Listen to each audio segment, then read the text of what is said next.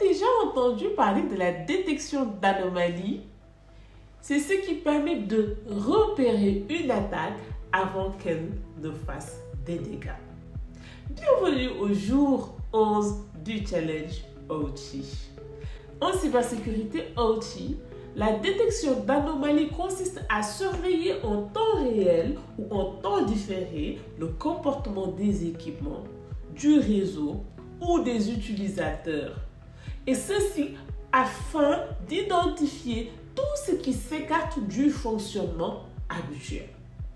Cela peut inclure des flux réseau inhabituels, des commandes anormales envoyées à un automate, des fichiers modifiés sans action humaine connue, des cycles d'équipement qui changent de fréquence sans raison métier.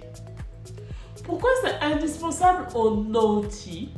Contrairement à l'IT, les systèmes industriels ne changent presque jamais de comportement. Une machine tourne selon un cycle bien connu. Une automate communique toujours avec les mêmes postes. Les opérations sont souvent planifiées à l'avance. Donc, toute déviation est un signal faible à prendre au sérieux. Voici un exemple. Un automate qui communique soudainement avec une adresse IP externe. Possible qu'elle soit compromise. Un poste de supervision qui envoie une commande de configuration en dehors des horaires normaux. Il est possible que ce soit une action, malveillance, une erreur humaine. Un volume de données anormalement envoyé vers un PLC, depuis un PLC vers un serveur. Ça s'appelle une extraction de données. Voici quelques outils. Nozomi Network pour avoir une visibilité sur les flux IoT. Clarity XDOM pour la modélisation du comportement. Darktrace pour l'analyse c'est une analyse intelligente.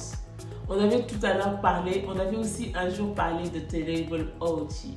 Ces outils sont capables de cartographier automatiquement votre réseau OT, de définir des seuils normaux, c'est-à-dire le baseline, et de générer des alertes d'un comportement anormal. Voici quelques bonnes pratiques à bien employer pour la détection des anomalies. Toujours contextualiser les alertes des équipements terrain. Créer un processus clair de gestion des alertes, seuil, priorité, escalade. Coupler la détection avec une base de connaissances des comportements normaux, le baseline. Ne pas dépendre uniquement de l'automatisation. Les opérateurs sont souvent les premiers détecteurs d'anomalies. En conclusion, la détection des anomalies est comme un système immunitaire numérique.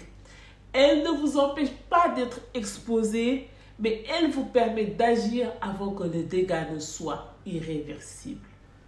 Et demain, nous allons parler de la baseline comportementale. À demain!